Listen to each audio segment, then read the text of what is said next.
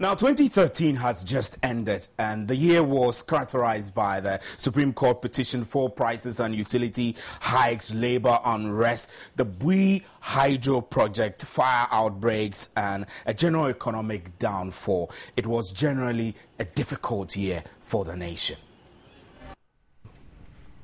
As we enter a new year, we must thank God for the bountiful blessings He has continued to shower on our dear nation, Ghana, despite the challenges we were confronted with in the past year. We must enter the coming year with hope, confidence, and a determination to make our country live up to the promise of our founding fathers and mothers. A nation in which we can share in the prosperity and opportunities offered, so that all our people can realize their full potential. 2013 was a challenging year for all Ghanaians.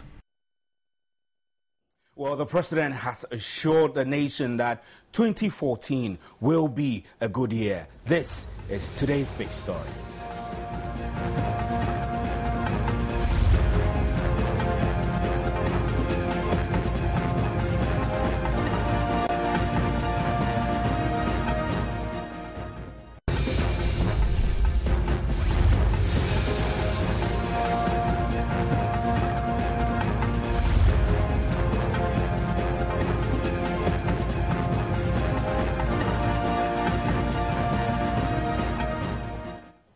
My name is Stephen Antia, and this is today's big story. You can post your comments on our Facebook walls, facebook.com/Joy News on TV. Now, the president had a New Year's message for Ghanaians. Take a watch.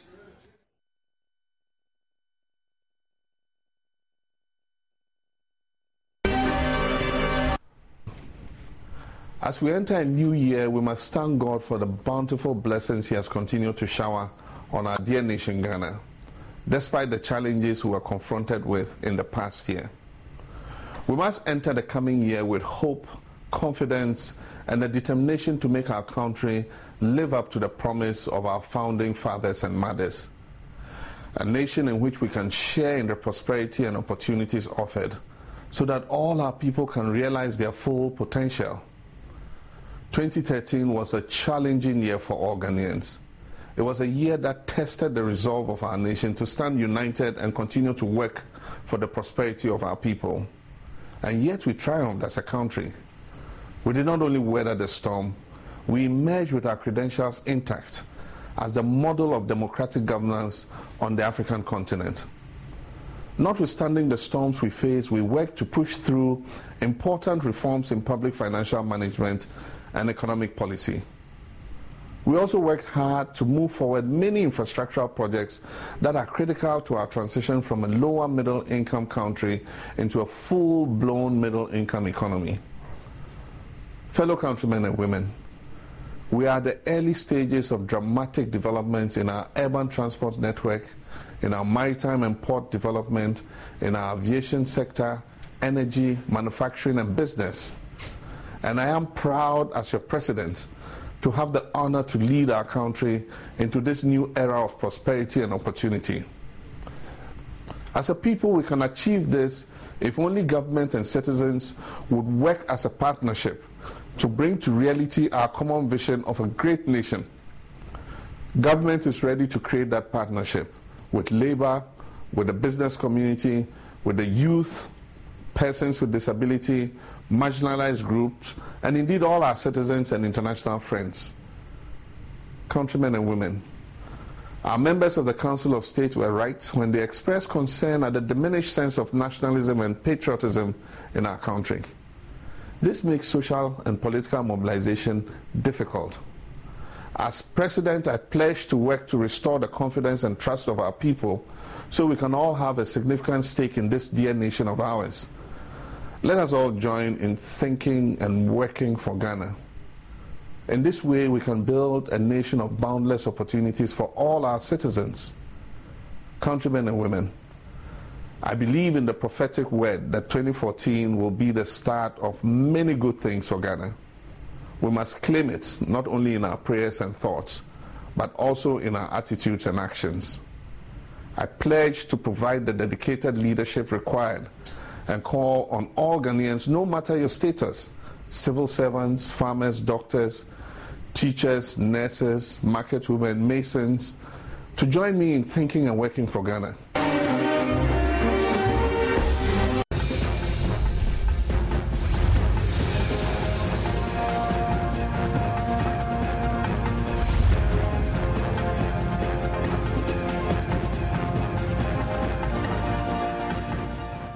Well, welcome back. That sounds like the President's New Year resolution to Ghanaians. And I have with me in the studio Dr. Godwin Eche Sikanko, who is lecturer at the University of Ghana, to discuss this and then look into other things as well. It's great to have you here, sir. Thanks for having me, Stephen. New Year's resolution. I mean, I heard the President say quite a number of things, saying that he's proud to have the honor to lead our country into this new era of prosperity and opportunity. I want to ask you, I mean, if you listen, I know you did, and from your background as a communicator, did you think the President really addressed the key issues that matter to the nation in this address? Well, Stephen, it's the end of the year, and we are in a very festive season. So let's cut the President some slack and just imagine that it was just one of those familiar statements that he's making to the people of Ghana in the spirit of a transition to a new year. And so we don't necessarily expect that in this particular policy statement, in this particular speech, there will be concrete policy statements to give a direction to the nation. So, I mean, I was disappointed a little bit with regards to the setting. It seems as though it was a recorded one, and nobody is sure if he's back from his holiday or not. And so I don't know if it was live. In terms of the quality of it, I had a bit of problem with it. But I think that in the mood of the festive season, and in terms of communication, it's important that at least they did that to serve as a transition to the next, to the coming year. So we'll just take it at that. You are an expert in international politics as well. I know that as the President has gone through quite a lot. I mean, there have been references to the number of months that appeared to have been wasted during the election petition, and then this New Year's resolution. Didn't you think the President should have done more to perhaps garner all the people who possibly may have fallen behind in his political support along the line? Right. I mean, the President was right in saying that this was a very, to use his words, challenging year.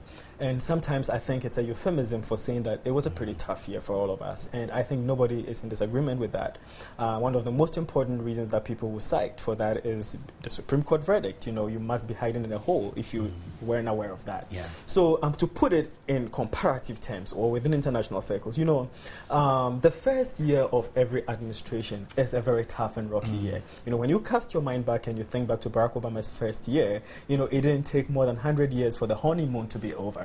And he had problems with the legislature, he had problems passing bills, and there was a government shutdown and so on and so forth. You know, I mean, this was just his first year, Obama's first year as well. And when you look back, he has gone through a turbulent time. There was a total governmental shutdown. Yeah. That is almost equivalent to a failed state if in African or developmental terms. If it happened in an African nation, they would say it was a failed state. So, but Ghana didn't have a shutdown. But with the Supreme Court petition hearing, there wasn't a total shutdown. There wasn't a total shutdown. But then in practical terms, I mean, the fact is that... You could see it like that? Of course. It did affect, I mean, the business people will tell you that it affected confidence in the business sector. People were unsure of how the direction of the country. And so a lot of people were waiting, especially people outside the country were waiting to see how things would go before they were going to put their hands or their money into it. So comparatively speaking, I would say that the first year of any administration is difficult. They're trying to find their feet. They're trying to institute their policies. Is the first year. And so it is very difficult. We had an even more peculiar situation because we had several months, you know, to deal with this election petition. But be that as it may, I think that at the same time, a government has been elected. Okay, they campaigned, they had promises, and a government was elected to accomplish its purposes, irrespective of the Supreme Court, I think it's problematic if we should attribute a blanket statement to whatever happened and say that, well, because of Supreme Court verdict, so hey, that is why we are where we are. I find that problematic that we use that as a blanket reason, to cover whatever went on during the year. Like I was saying, at the end of the year, government was elected legitimately. They had legally and legitimately been sworn into office, and so they had to hit the ground running, irrespective of what was going on in the Supreme Court. And so in that respect, I don't think that we should use that as a blanket excuse, as it may. Somebody even said that should even have been a reason for the government to work harder to prove their mettle, to prove their worth, in case it went into a re-election or it went into, there was a runoff or something, then they would have been able to prove their mettle within the first 6 months. So, it's a very complex issue, but then at the same time, I think that there's a lot of room for improvement. But there's some who would say the president didn't exactly concede to anything. There have been reports which have said that the president conceded to tough times in 2013. I didn't hear him openly concede to anything like that. You've done some work on reviewing how 2013 went. I mentioned earlier about the fuel hikes, the utility price hikes, the unrest, and other things in the year. Would you say generally 2013 had been a very tough year for Ghana? Of course, absolutely. I would say that. And to answer your question, I think the president did allude to it. He probably didn't use the words difficult, but he used the words challenging. And that's why I'm saying sometimes that's just an euphemism for agreeing that, things probably didn't go the way they were supposed to go. In fact, there was a time that the finance minister, the Honorable Seth, came out openly to say that, no, I think that we are facing very harsh economic times and challenges, and things are not as great as we expected that it would be. That was the finance minister. People commended him for being honest, but that was the fact of the situation. At the same time, there were certain things that I would say were unforced errors in tennis terms. Yeah. We had corruption scandals, JIDA, SADA, Suba Isophoto Solutions, retrieval of margin for Waterville, the non-payment of taxes over 288 companies, amounting to about 377 million that they had to retrieve, and so on and so forth. So there was realistic cause for concern. And at a certain point in time, some people would have felt that the government was not as proactive or was not as forceful in making sure that some of these situations were addressed. And so at a certain point in time, the impression was given that the government was probably covering certain people. And so you find out that people say they released a report upon a report because probably they were trying to cover certain individuals or whatever. So I'm saying that there were realistic reasons why Ghanaians felt that a lot more could have been done. And you remember at the tail end of the presidency, the president himself said he had actually felt that Ghanaians were being cynic, that there was a certain sense of political cynicism within the democratic system or within the state. And that is, what is political cynicism? Political cynicism comes about when the people have a certain distrust within the government, when there is a certain loss of confidence, within the citizenry. And I believe that the government was feeling this way because people were losing hope, people were losing trust in the government, and there were a lot of complaints, and so people decided to actually question certain actions from the government. Cynicism comes about, when you go into the political science literature, cynicism comes about because when the government campaigns within an election period, they have promises, they have campaign targets, they have policies.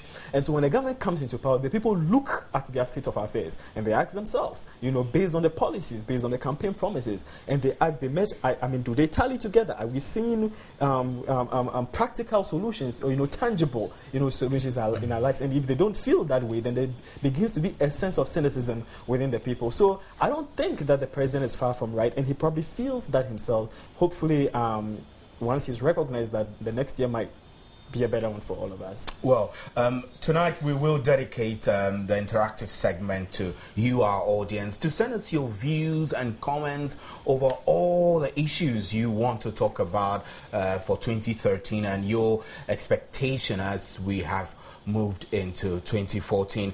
Actually, Imani Ghana, which is a polity think tank, had also issued some words, or I should say a statement, for the president ahead of 2014. And so I'll read some bit of Imani's statement, and then we'll put the issues to discussion with Dr. Sikanku.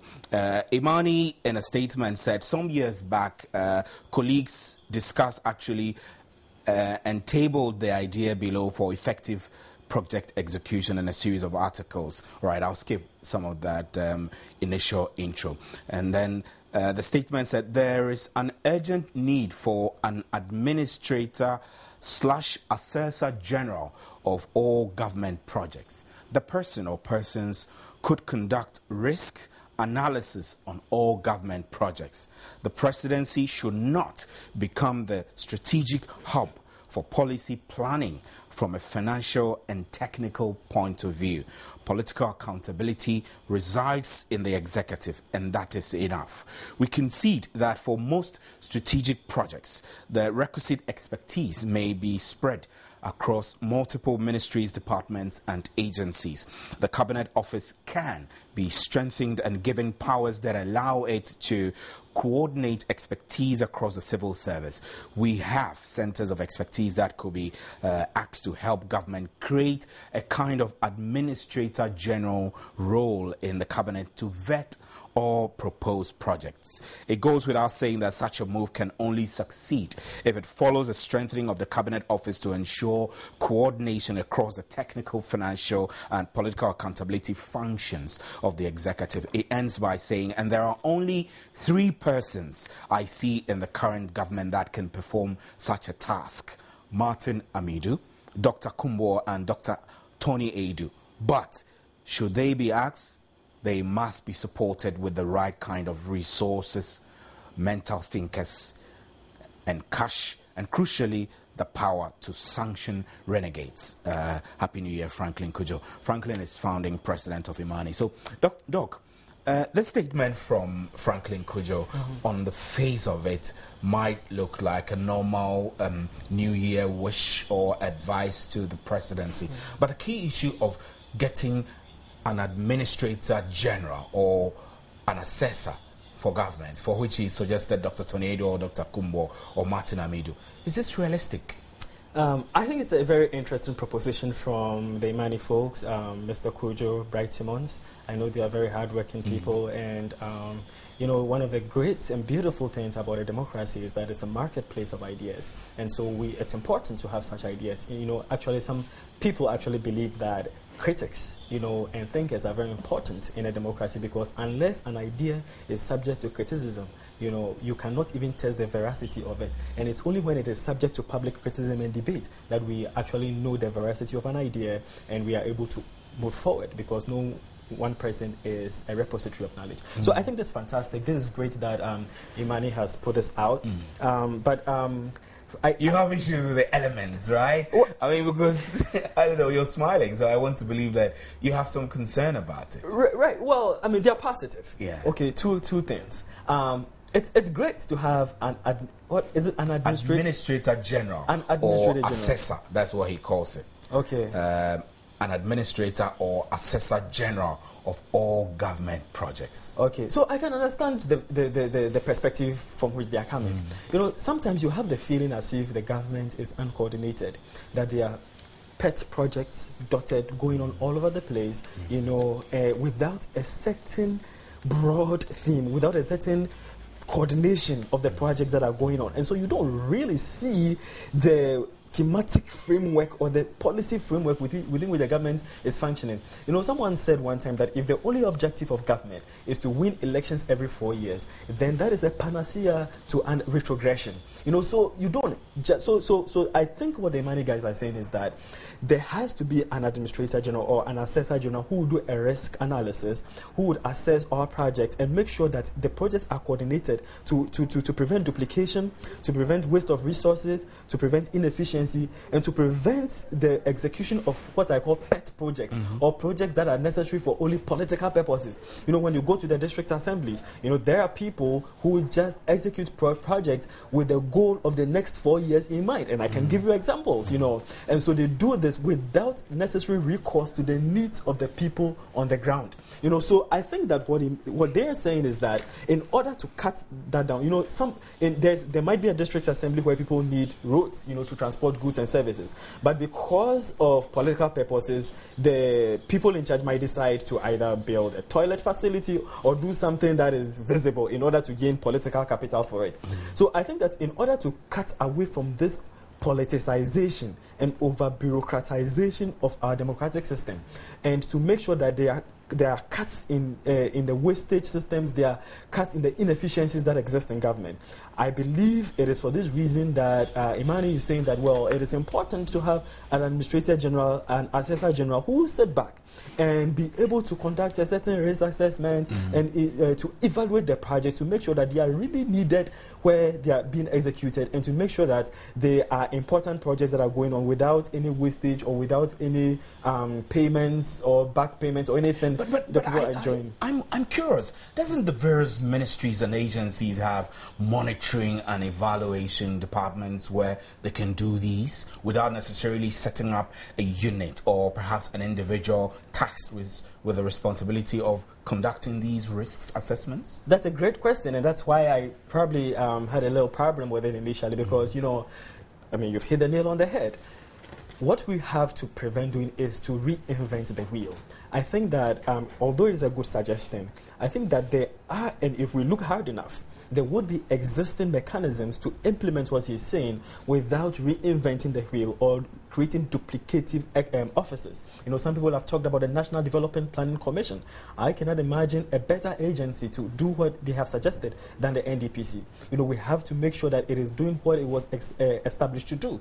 When you consider the policy monitoring and evaluation office that Mr.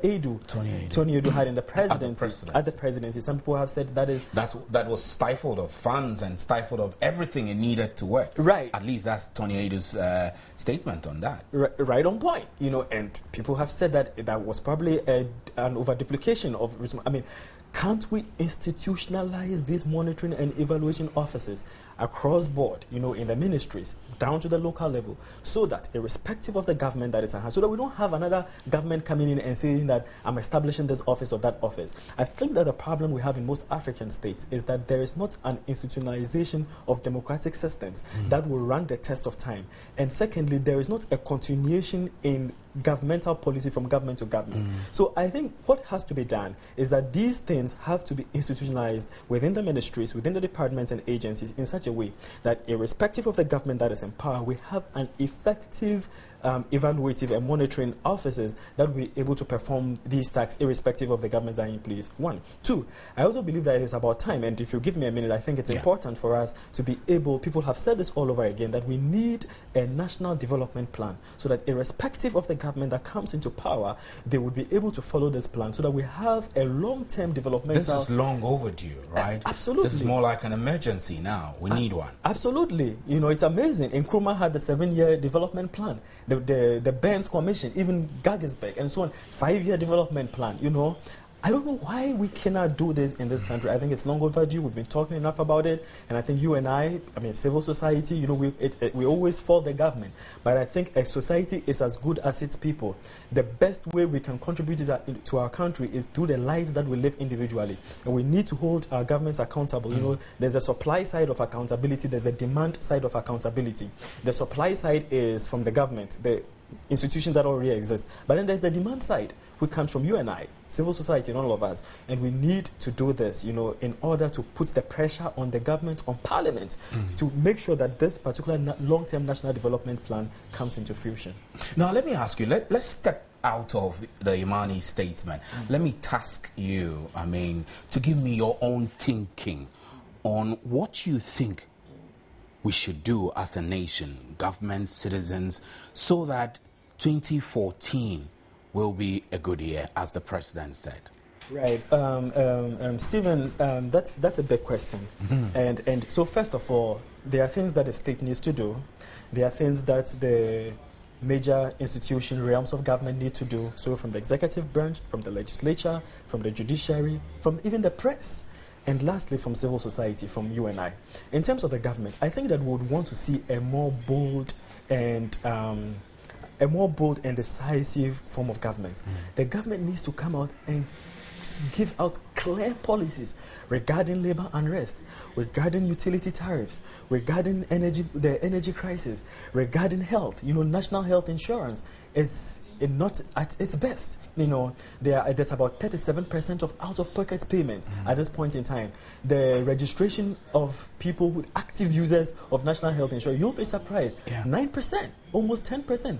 That is not good. There are delays in the disbursement of payments to various assemblies and to various hospitals. And actually, you and I know that at certain places they've even stopped, accepting the NHIS. But then health lies at the center of human resource. Without health, we cannot work. So I think that, there has to be a very clear policy from government in terms of health, in terms of energy, in terms of the labor unrest, and they have to, even in terms of the economy. I think that the economy hasn't done well at all. It's very, very sad. There's a depreciation rate of about 6%. We know that the inflation is about 13%, not the best for us. We also know that about 13.1% of national revenue is used to pay of our national revenue is used to pay. Is used to pay certain concessionary to cover certain concessionary taxes, and even the single spine. We know that about 70% of revenue sometimes of our national revenue is used on a single spine. When you go to the education ministry, for instance, they were given about 5.8 billion cedis, and about 60% of this is going to be used to pay salaries. The agriculture sector is not performing as well as it has. The services sector has overtaken agriculture as the major revenue producer in this country. And even out of the petroleum revenue that we've had, only about 4.1% was dedicated to agri. Meanwhile, about 10% was used for capacity building. So there are clear problems. There are very realistic problems that we are facing. And I think that what the government needs to do is to take very bold and decisive stands. There needs to be a clear policy direction regarding all these problems that we have in this country. Are there any specifics you could suggest? Well, so first of all, when it comes to education, for instance, there's a lot that can be done over there. Teacher absenteeism is at 46%. That shouldn't be the case. When you go to the rural areas, there are still places that people are studying under trees and so on and so forth. I think that shouldn't be the case.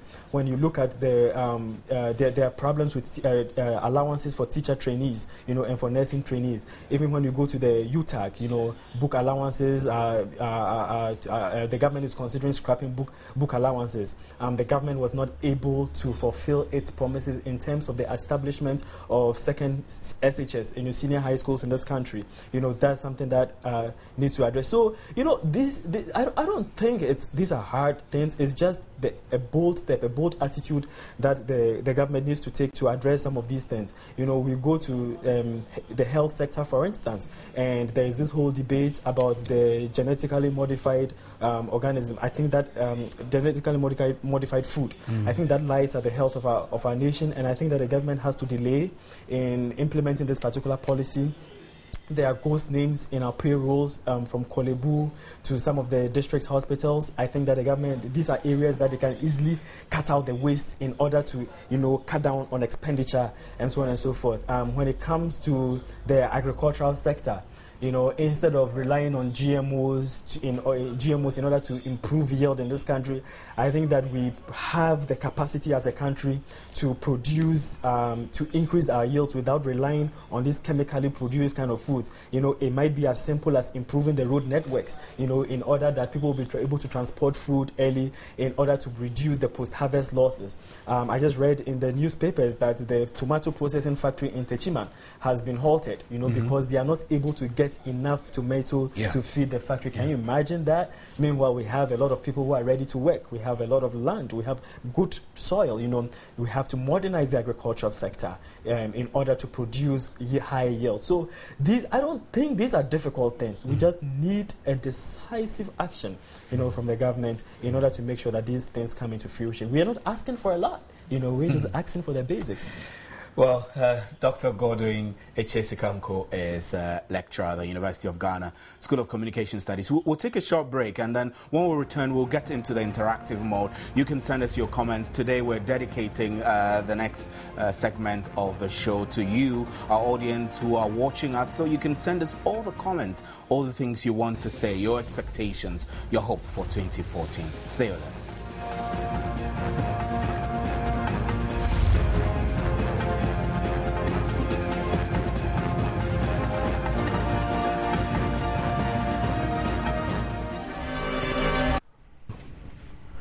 As we enter a new year, we must thank God for the bountiful blessings He has continued to shower on our dear nation Ghana, despite the challenges we were confronted with in the past year. We must enter the coming year with hope, confidence, and a determination to make our country live up to the promise of our founding fathers and mothers. A nation in which we can share in the prosperity and opportunities offered, so that all our people can realize their full potential. 2013 was a challenging year for all Ghanaians.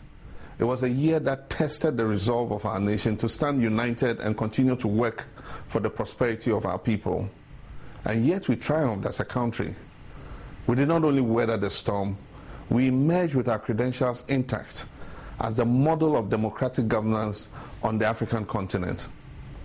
Notwithstanding the storms we faced, we worked to push through important reforms in public financial management and economic policy. We also worked hard to move forward many infrastructural projects that are critical to our transition from a lower middle income country into a full-blown middle income economy. Fellow countrymen and women, we are at the early stages of dramatic developments in our urban transport network, in our maritime and port development, in our aviation sector, energy, manufacturing and business. And I am proud as your president to have the honor to lead our country into this new era of prosperity and opportunity. As a people, we can achieve this if only government and citizens would work as a partnership to bring to reality our common vision of a great nation. Government is ready to create that partnership with labor, with the business community, with the youth, persons with disability, marginalized groups, and indeed all our citizens and international friends. Countrymen and women, our members of the Council of State were right when they expressed concern at the diminished sense of nationalism and patriotism in our country. This makes social and political mobilization difficult. As president, I pledge to work to restore the confidence and trust of our people so we can all have a significant stake in this dear nation of ours. Let us all join in thinking and working for Ghana. In this way, we can build a nation of boundless opportunities for all our citizens. Countrymen and women, I believe in the prophetic word that 2014 will be the start of many good things for Ghana.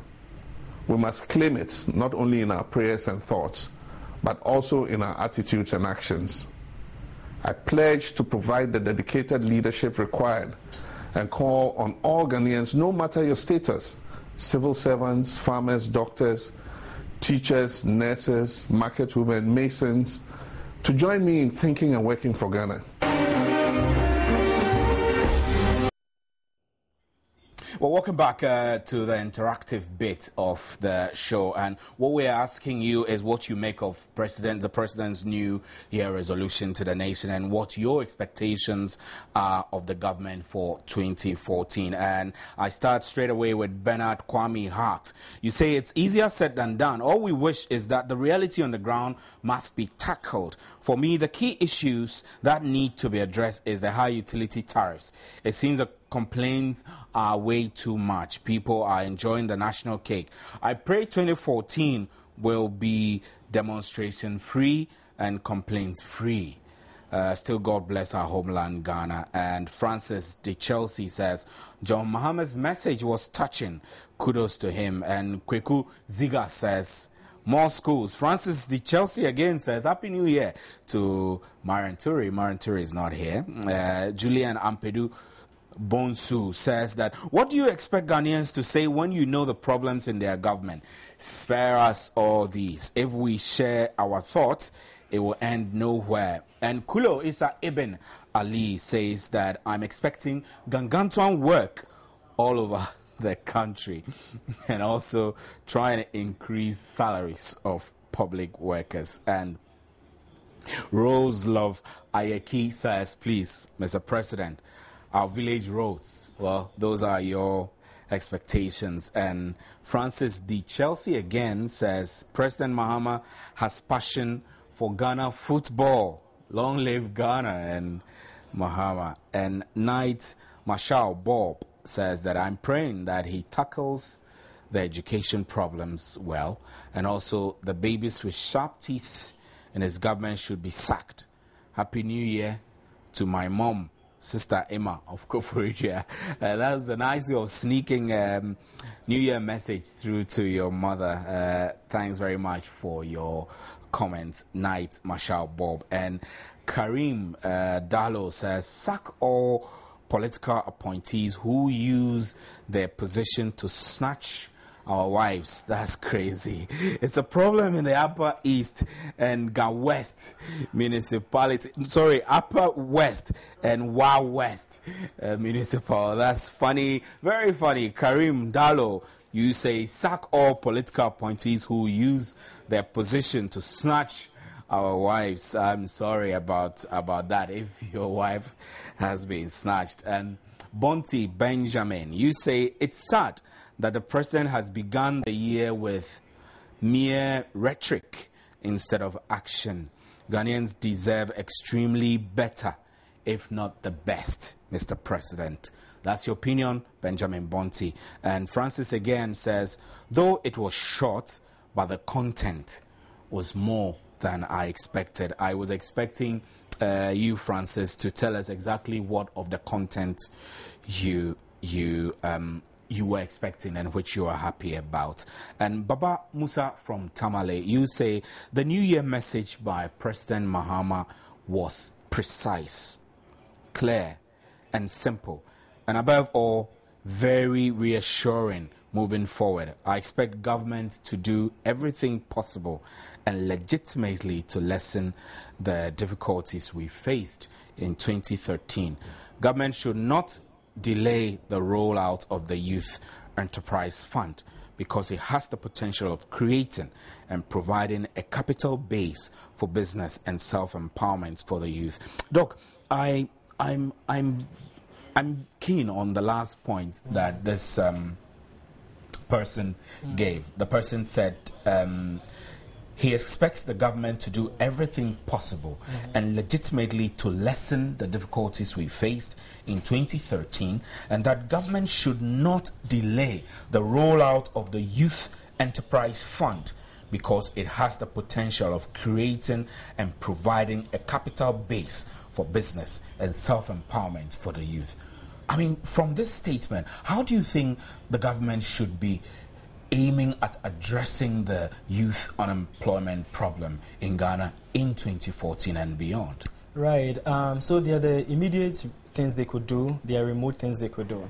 In terms of the immediate things that they could do, I think that, first of all, of course, it's important that they provide a lot of a capital base for young people who are entrepreneurial and who are well-skilled, very innovative, very passionate, to be able to pursue some very beautiful, projects or innovative things they want to do, especially when you go to the IT sector. You find out that there are a lot of, even within the private sector, there are a lot of people who are doing these things, business incubators, app design competitions, and you find out there are a lot of hungry young people who have great ideas, who do not necessarily have that kind of capital backing. And it would be fantastic if the government can find a way to provide that kind of foundation to push them up.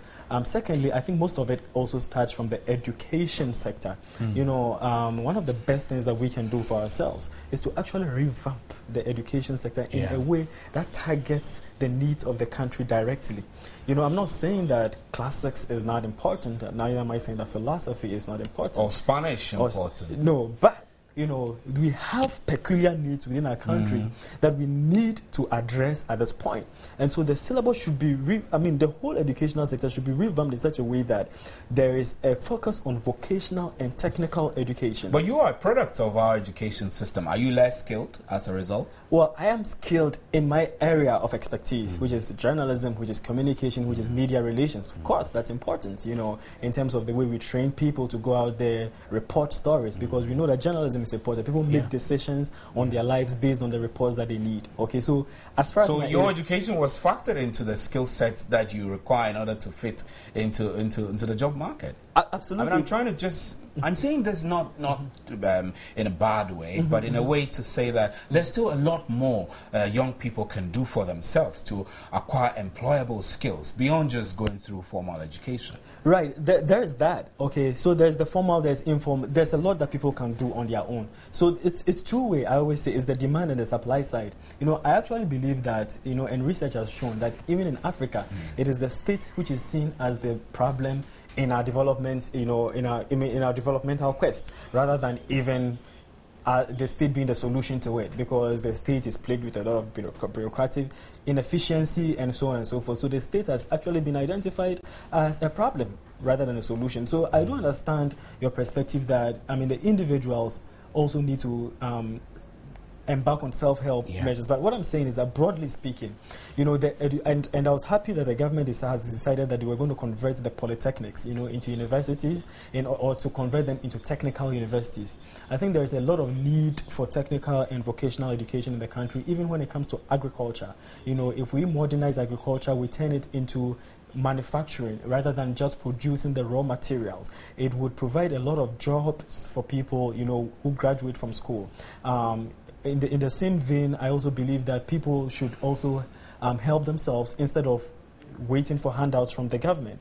The best thing that we can do for ourselves, or the best way that we can develop a country, is through what we do for ourselves, rather than always waiting for handouts from the government. So as much as we expect the government to do certain things, I think that one of the problems we have in this country is that we always look up to the government. They said, ask not what the government can do for you, ask what you can do for the government. I think that there is a very, very low sense of patriotism. There's a very low sense of nationalism and volunteerism in this country. The president alluded to this in his speech. He says that there's a decline in nationalism in the country. And the best, like I've said over and over again, the best contribution we can make to our nation is through the lives that we live individually. America's greatest contribution to mankind are their people. It is not their military. It is not their economy. It is not their money. The greatest contribution that America has made to the world is through the people and through their way of life, Americanism, the American way of life, which guarantees social mobility, irrespective of your name, irrespective of where you come from, the individual self-help, and what people believe that they can do for themselves. That is the biggest contribution that Americans have made to society. And so this is a society that people can move from grass to grace, pull yourself by the boot of the strap and make sure that you achieve the American dream. So the government can provide that life, liberty, for us, give us that freedom. But then within that, I believe that we must also, do something for ourselves in order to take us out of the situations that we find ourselves, instead of always depending on the government all the time. Why? Okay. Dr. Eche Sikanko is a lecturer at the University of Ghana School of Communications. I'll continue with some more of your comments and hope. Kobla Gadagui, you say, hey, Africa, south of the Sahara, I think by now academics would have done a study on the impact of the Supreme Court petition on the economy and investor confidence. We should be talking figures and facts. And Jubalani, you say, I'm tempted to believing that our president really wants to tackle or work seriously on the issue of corruption, because every now and then, almost all speeches has to do with finding solution to this social canker. So, Doc, that raises the question of corruption. I'll come to you when we come for the discussion to wrap on that. And then Kulo Isa says the president should reduce tariffs rather than increase them. And Mohammed Mustafa Lukman, you say, Happy New Year to... Well, Marian Toure is not here. John Dramani Mahama has made a good statement. That's your opinion. And Karim Dalo says, consider more nurses to get steady leave. So we'll talk about the nurses too, Doc. And then, but he should address the increment in tariff and also, much as possible, tackle corruption. This seems to be popping up, creating jobs for Ghanaians and fight against corruption.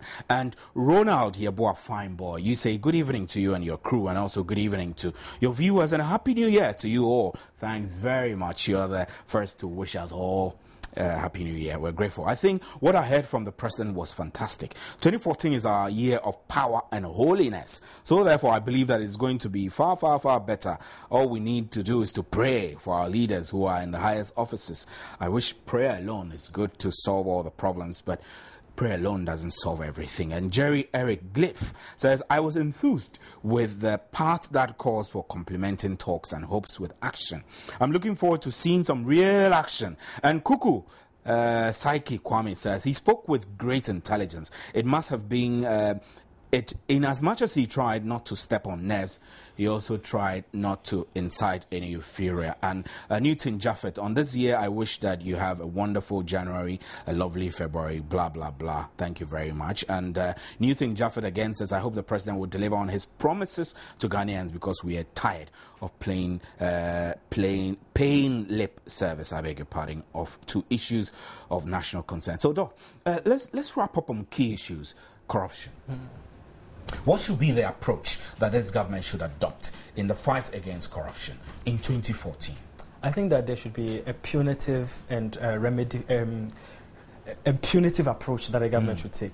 Mostly, when you look at the broad spectrum of views on corruption, the problem people have is that they feel as though the government is not doing enough to bring those who are culprits, to book.